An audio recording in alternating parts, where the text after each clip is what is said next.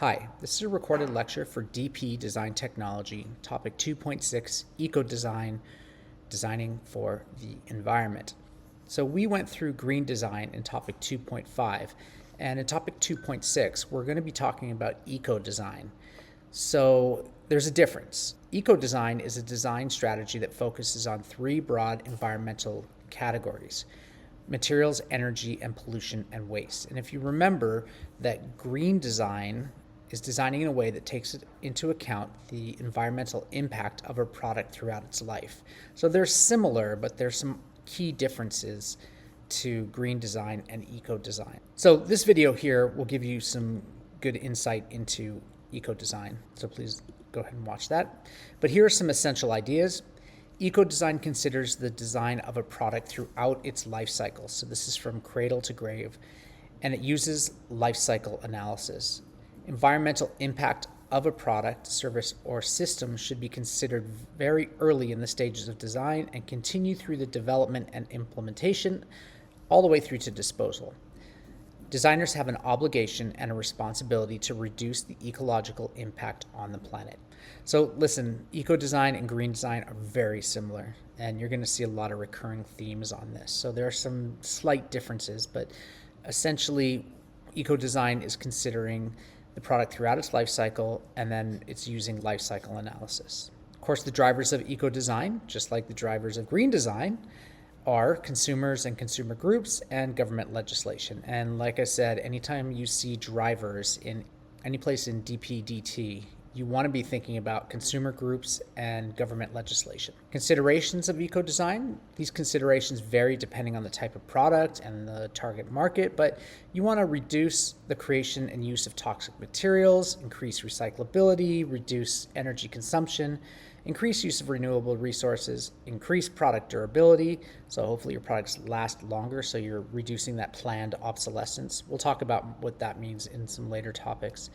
And reduce material requirements for products and services. The timescale for implementing eco-designs. These are the factors that affect the timescale. Cost, of course, and the available technology.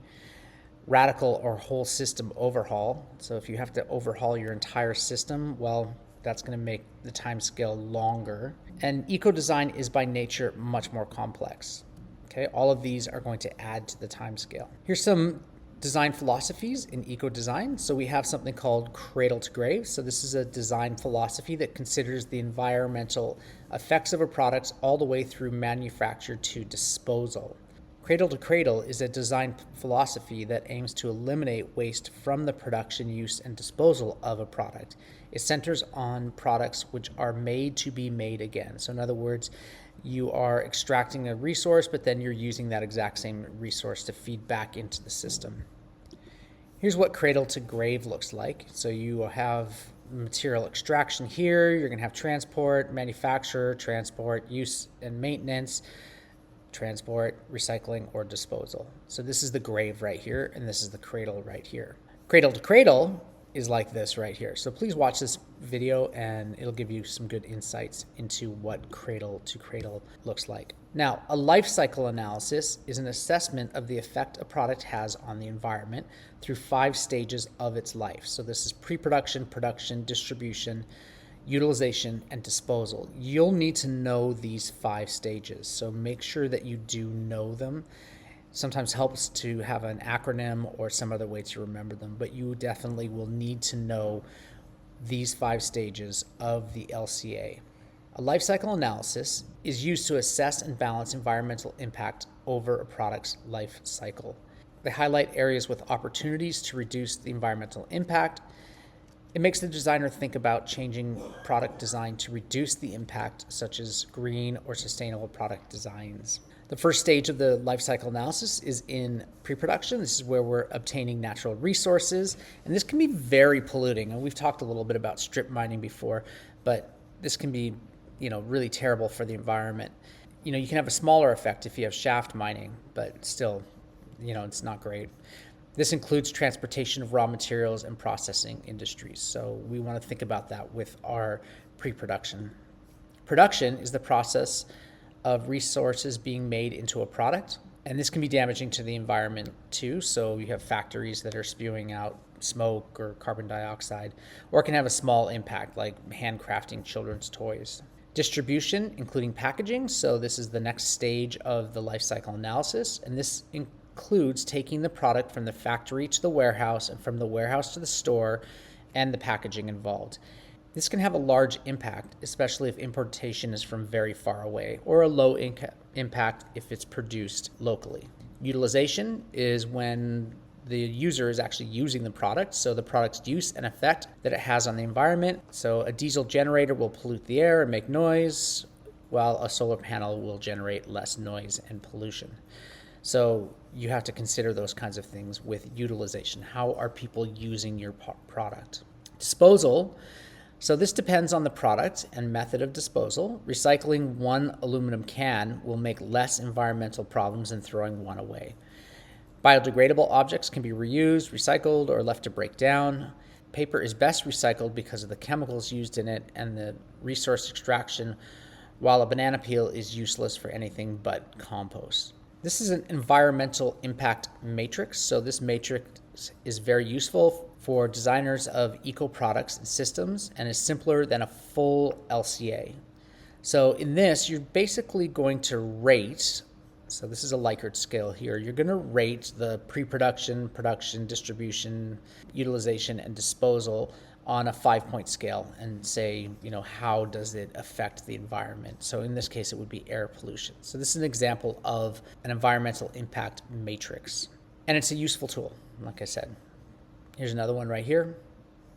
You want to think about all of the different areas of that impact. Now, if we compare an LCA to a matrix, you can see that LCAs are very complex, whereas a matrix is fairly simple. The LCA must be conducted on like a single product from cradle to grave, whereas a matrix can target like a broad product category. It's cheap. Matrix are cheap. LCAs are expensive. LCAs are multidisciplinary. Matrix can be done by a single designer.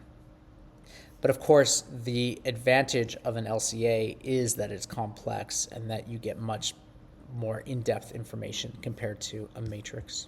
Let's talk about product cycle. So this is confusing. So we are not talking about a life cycle here, but a product cycle. And we'll revisit this in topic 5. It's also known as a product life cycle, and you can't get it confused with the sort of cradle to grave idea. Basically, this is a cycle that every product goes through from its introduction to its withdrawal or discontinuation. Okay, so it's where you're going to design, test, launch, brainstorm, and define a product. So this is product development life cycle. And you can see here, this is the product life cycle or the product cycle, where a product is introduced, it grows, it gets to its maturity stage, and then it declines. So if you think of, like fidget spinners, they were introduced, there was a huge growth in their popularity, they reached maturity where everybody had one, and then all of a sudden nobody wanted them and they declined. So that would be a product life cycle or a product cycle. Be careful of confusing this with a product life cycle where you're talking about the cradle to grave idea. What are the roles of the designer? The designer is in control from the beginning phases of the product's life cycle, but not necessarily the later stages. So they can design things with fewer materials, design energy efficiency in mind, design for disassembly, minimize parts and components, or use recyclable materials as much as possible. That's really the role of the designer. The role of the manufacturer, this is where you get a lot of control. The manufacturer is in control of much of the product's life cycle. Manufacturers can control the following: the selection of the manufacturing techniques, preferably limiting environmental effects. So for example, injection molding produces very little waste. They can have levels of quality control. So the higher levels of quality control will reduce the amount of errors and waste. They can standardize components and subassembly for easily replacing so that things can be repaired.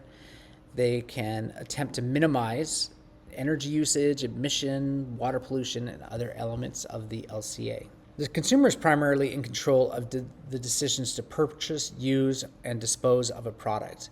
So the consumer's roles include the market pull for the consumers. So basically, if there is a lot of demand for a product, then that is a market pull. Spending patterns. So if they need a durable product versus a disposable one, the disposal of the product. Consumers can force designers and manufacturers to be more green through their buying power.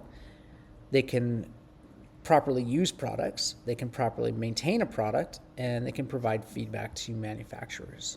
Let's talk about converging technologies. So this is a synergistic merging of nanotechnology, biotechnology, information and communication technologies, and cognitive science.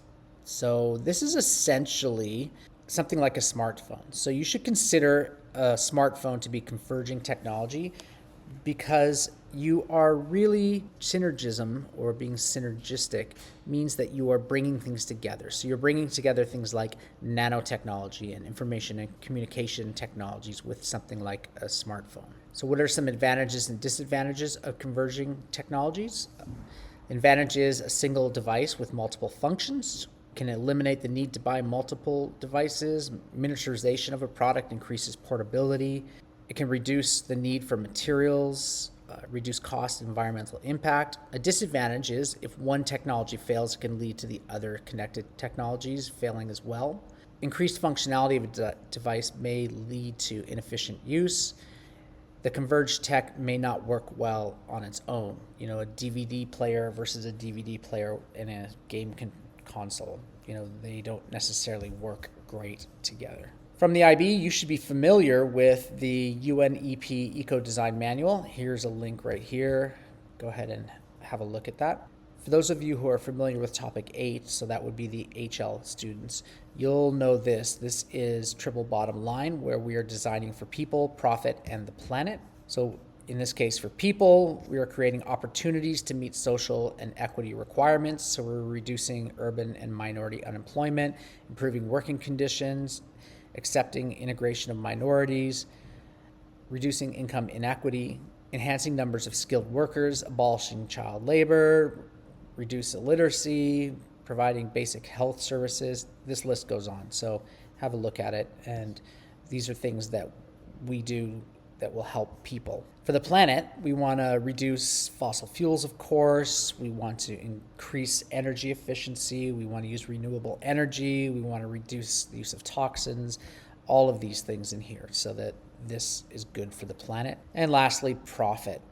We want to make sure that we are creating value for the customers and the stakeholders along with the global value chain. So if you think about this, if you're a company that doesn't make money, you won't be in business for long. So your company also needs to make money. So really, when we're talking about triple bottom line, people, profit, and planet, we want to make sure that all three are being satisfied. So we want value for the stakeholders, for the customers. We want a fair business model. We want a fair share in the linkage to global value chains. We want the linkage of small and medium-sized enterprises in developing countries with large transnational companies, fair prices for commodities and raw materials, and ownership and credit opportunities for entrepreneurs. All right, thank you for watching.